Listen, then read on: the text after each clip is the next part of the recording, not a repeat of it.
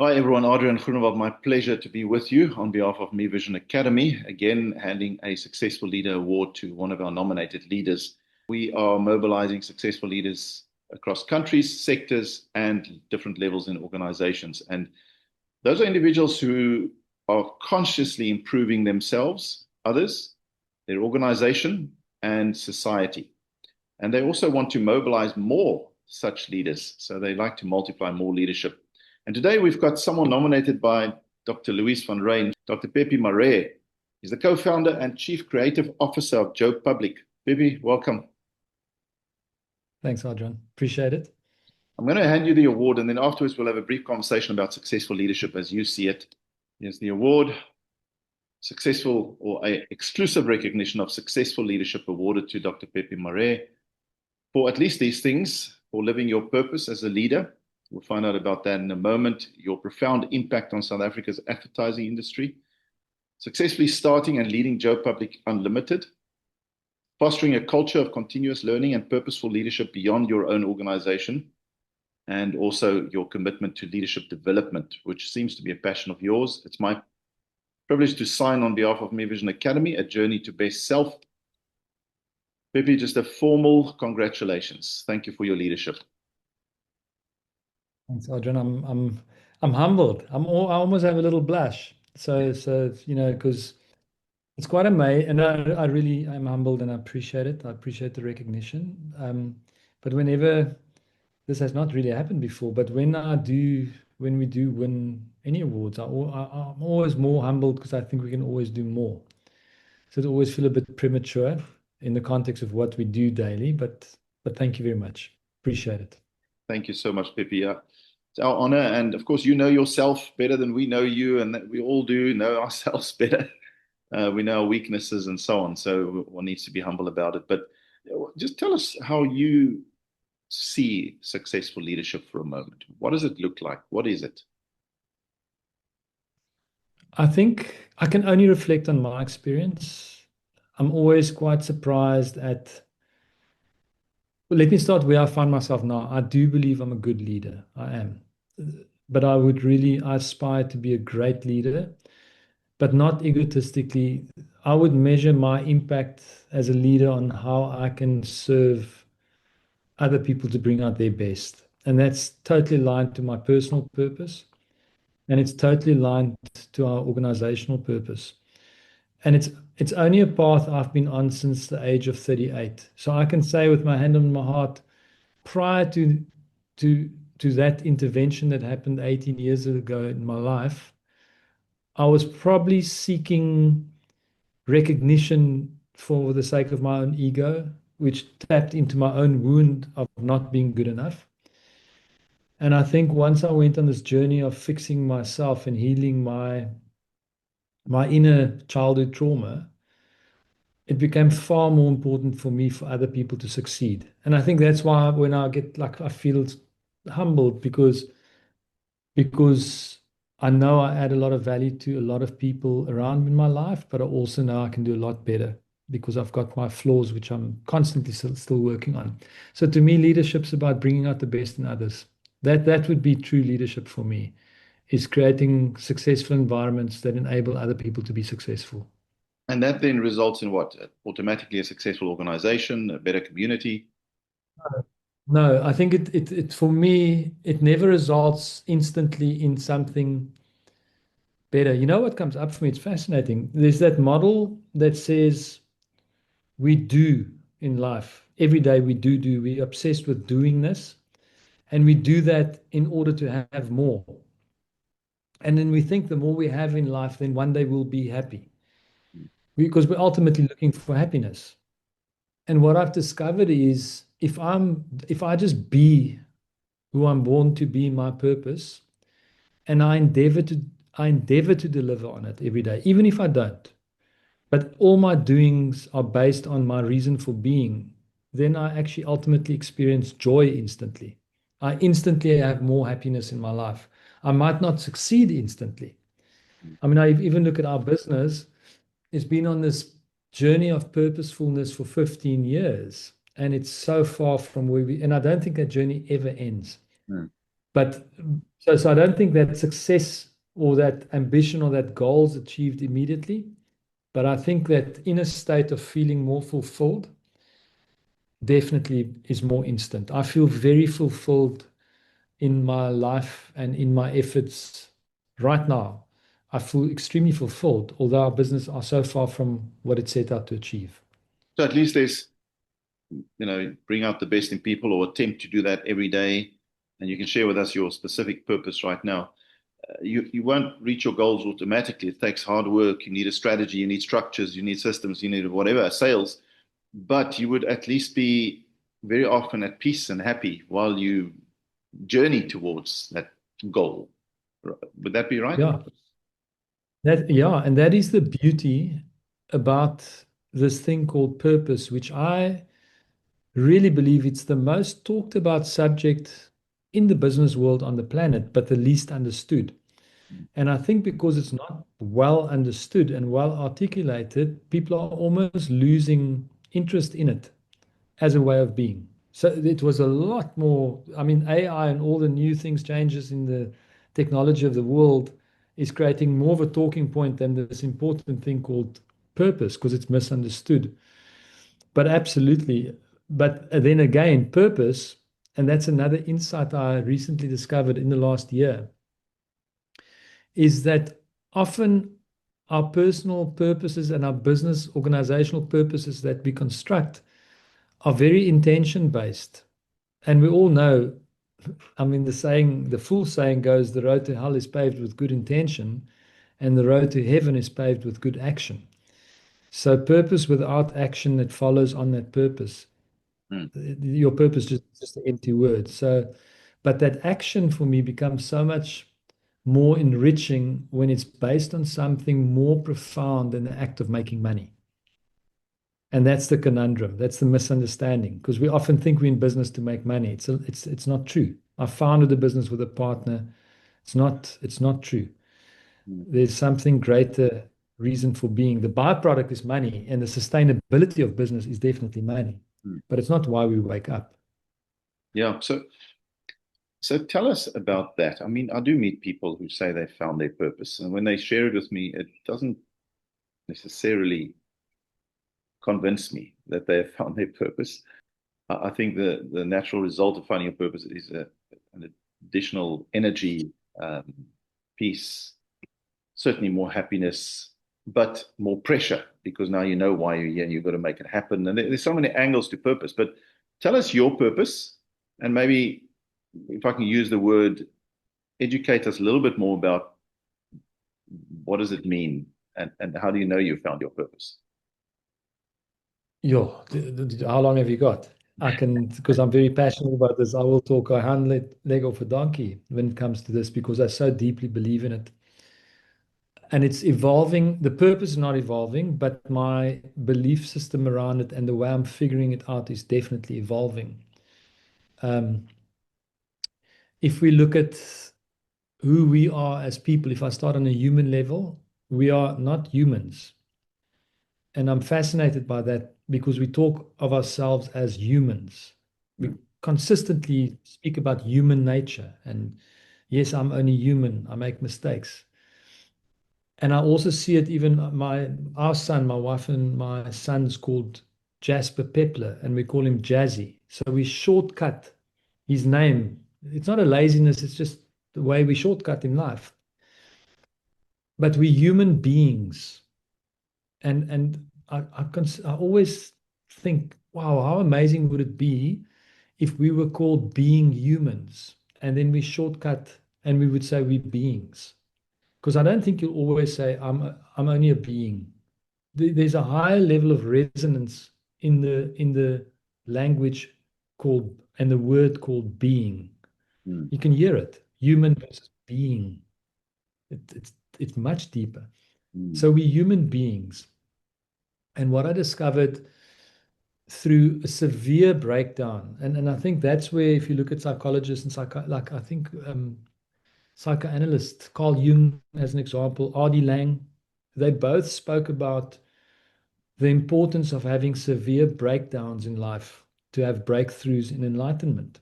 mm, which is a pity because as people, we don't like to break down, but sometimes life forces you. So I went through bankruptcy, compounded with my relationship, my key relationship starting to fail, my body, my health failing, and my wealth completely failing, having not set out to make money, not making money. So a very, very deep breakdown, like traumatic breakdown. And that breakdown gave me a breakthrough in consciousness through various experiences that I engaged with to try and find out the answer. How is it possible that I can work so hard, have such good intention, put in all the effort, and be really good at what I do and fail? So I think there's an element of a breakthrough, and there's an element of this insight that on the human side, I've got a name which is Pepe, and that is the human side is my body and my soul, my personality, my will, my ego, my that's the human side. The soul is part of the human side, but on the being side, I have a spirit. I have a spiritual side that is connected to something greater than I. And that spirit side has a name. So I discovered that name in 2007. I actually remember the date, the 12th of January. And it profoundly shifted my life because the human side is all about taking, but the being side is about giving. Mm. And it doesn't put the one over the other because taking is also part of sustainability. I have to take to look after myself and create a sustainable life. There's something quite noble in looking after yourself and your own sustainability. Mm. But the being side is more linked to nature, which is more about giving. I mean, I'm always amazed. A friend of mine, Jan Bellerman, he's the founder of a leadership academy in, I think, Germany. And he made me aware of the insight. I loved it. He said, rivers don't drink itself, and apple trees don't eat its own apples, and the sun doesn't make vitamin D for itself. And you look at that aspect of the world is so abundant. There's always enough and more than enough, Mm. because it's more in a cycle of giving. So I find this being side of each of us is more linked to nature, and it's our natural way of giving. And I think if you can define that word for the right-hand side, and that word you can't consciously construct and go, I think my purpose is happiness. It has to come from a very deep, uncomfortable, traumatic place. And I've also subsequently, last thing I'll share is subsequently, when I really interrogated this for a very long time, and I've actually done my master's and my PhD, like everything I put behind this to figure this out because I'm so fascinated by it. I realized that that one word purpose, I'm going to have to say two things, as I said. That one word that you have to discover, that's your name of your being, your reason for being is linked to one word. That one word is the furthest opposite expression of your most negative assumption about yourself, which is fascinating. Mm. So if you go, I'm not worthy, your purpose might be worthy, but it could also be something slightly more abstract, like free, or it's the key that unlocks it is that limiting assumption about ourselves. So I discovered that and I implemented it into my life, and I saw the most profound shift in the output of my life. On the same effort, still hardworking, still focused, still obsessed with excellence. But on the same effort, I just saw this exponential impact. And I then considered that businesses are business beings, not just businesses. They're business beings. And businesses have human names and they've got being names. And if you can construct that and put that at the heart of the business, then there's a lot more that happens within those businesses. And that's what I'm working on at the moment. So I'm almost like I'm a study of myself and our business. Yeah. Do you share that name, that one name? Is it something you share Yes. openly? Yeah. So it's not as your Yes. own possession. It's something that you actually share openly. I share it. I don't walk around with a t-shirt with it, but when people engage on it and they're interested in it, because it can very quickly be misunderstood. And this is the fascinating part of this as an approach. Mm. And this is just my experience. There might be a million other people with different experience that might unpack it in a different way. So this is based on my experience, my lived experience, which I then had the support and the trust of my partner to bring it into our business, my partners, into our business, and then to start really seeing the result of this approach in the business is fascinating. My personal being word, my reason for being, my one word is greatness. And when I and my opposite, my darker side of that word was I'm not good enough. Mm. So the first opposite swing is no, you greatness. And when I discovered it for the first week or two, I had this assumption that I had the greatest word because it sounds like the greatest word. But what I've obviously, as my ego started dissipating, I learned that every single word has the same power, whether it's love or free or success or joy or happiness or worthy or amazing or greatness or whatever. If any word is possibly the biggest word with the most impact, it's potentially love. But other than that, all words are equal. And then what was fascinating is I was very blessed in the experience of discovering this word to understand the meaning of the word at a very deep level. So it was a very, very powerful experience. And because the word greatness came into my awareness, and the meaning was to bring out the greatness in those around me. So that was the first, it was never about my greatness, it's about unlocking the greatness in others. But the massive gift was the through. And I think that's what's often missing in organizational purposes and people's purposes. We set the intention. So my intention is to bring out the greatness in others. Mm. But how I do it, Mm. my strategy turned out to be through bringing out the greatness in myself first. So then when I started working with youth in townships, I stopped drinking because I couldn't advocate don't do drugs and don't abuse alcohol if I'm still using, etc. Those were the life choices I started making based on my mandate to myself Yeah. without being a giving up the joys and the funs and the little sins of life. But slowly over time, this purpose of mine started really guiding all my actions and behaviors. So things like being aggressive or getting frustrated and losing my cool and shouting at people. And those things started dissipating, which were all behavioral habits from childhood environment. Those things I started to manage to not subdue, not like give it a drug and try and keep it suppressed, actually physically work it out of my system because it's misaligned with my reason for being. But there's a lot more work to be done. But that's my word. And then when I worked with our organization, we were only 30 people. And I've split the little business up in 6 teams of 5. And I was having conversations with people trying to figure out why they were attracted to this business, because there's a lot of different ad agencies. Why this one? And every single group, unbeknown to the others, came up with the word growth. And now again, growth, you'd go, well, all businesses' purpose is to grow. When we then worked on what does that growth mean? Because I think you got to find the word, but more important than the word, you got to define the word. But you can't define anything if you don't have the word first. So the word's like the embryo, but the definition is actually what becomes the power. And our purpose statement for the business is to serve the growth of our people, our clients, and our country through the greatness of creativity, because we're a creative business. So the obsessive action every day is our product and our offering to our clients, because that's the only way we can serve them. That's the only way we can serve the growth.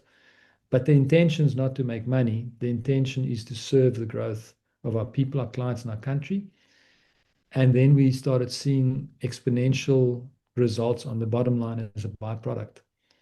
And that's what fascinated me so much to really interrogate and study it. But then also, And I know that's a mouthful. no, no, it connects more than you realize. I mean that. So a couple of things I pick up is to really, really discover who you are. is Yeah. absolutely profound. And also truly discover who your business is or your organization, that purpose, not just a purpose statement like everyone has a vision statement and it doesn't mean much. You take it to a whole deeper level. And that just impacts how you lead. It seems like It's it naturally follows how you lead.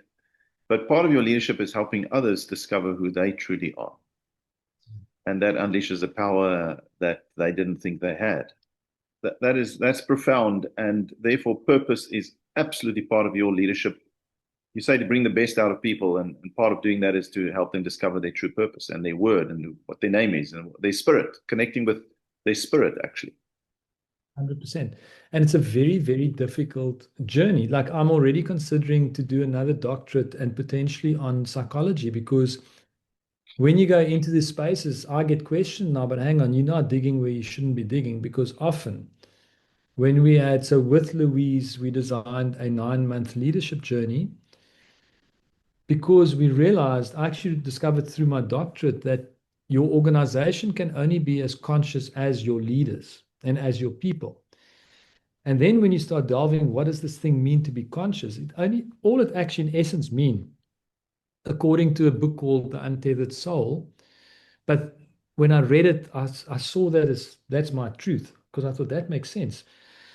Consciousness is awareness of who you are at a deep spiritual level. And even Eckhart Tolle speaks about it as the the deepest inner human, like the I, at the essence.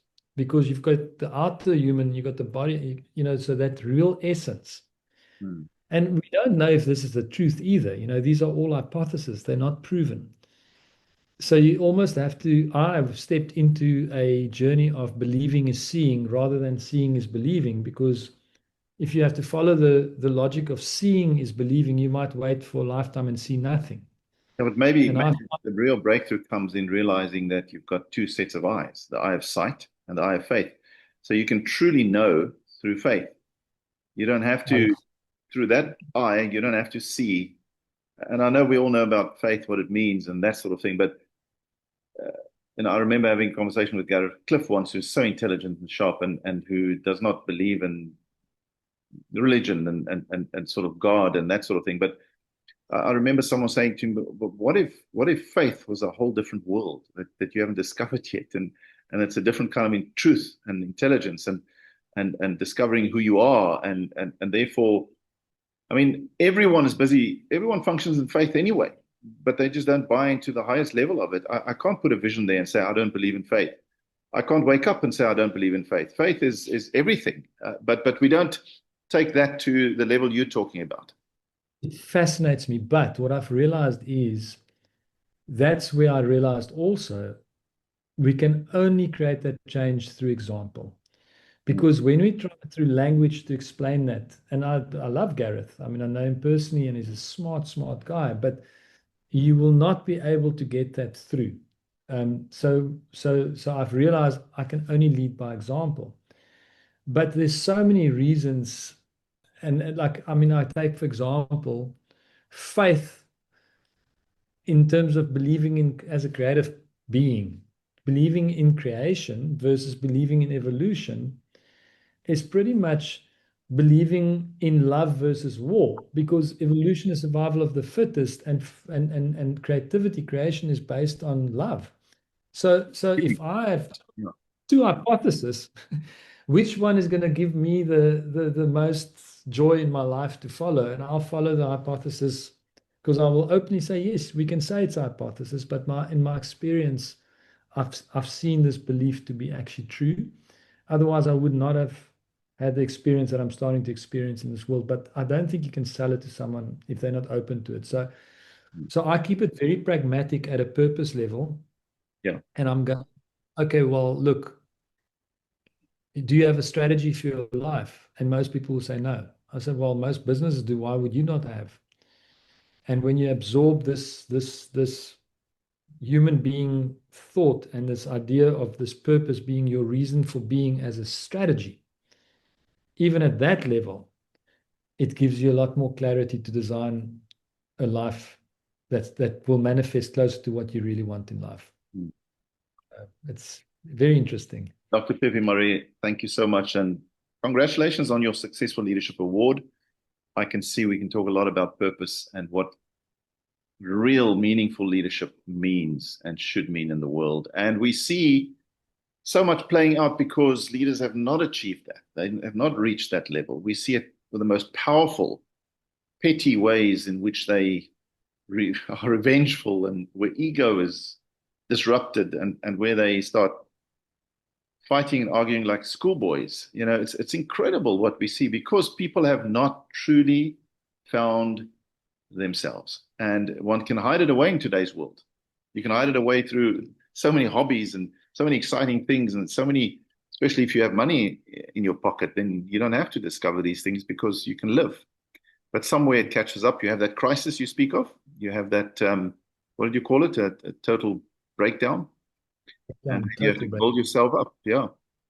Thank you so much. And total blessing and very grateful. And yeah, so just again, Adrian, I really appreciate you guys just taking the time to acknowledge the little bit that we do because it's really minuscule in comparison to what the world needs. And my greatest intention at the moment and why I'm so motivated to grow our business is for the sake of just being able to have more clout in my words, because that's one thing that you do have when you start becoming leader of a bigger corp, because remember, we're small, but we're a medium enterprise, 300 people. It's not a significant business. But then I also look back at the leaders of the world that are the most famous leaders of the world were often had nothing. So I also don't want to make that. But my strategy is to hopefully in my lifetime have more clout so that these words can sink in more. They tend to, in the perception of the world, the way we operate today, materialistic world, they seem to carry more weight, but I'm open. I'm at the moment just going,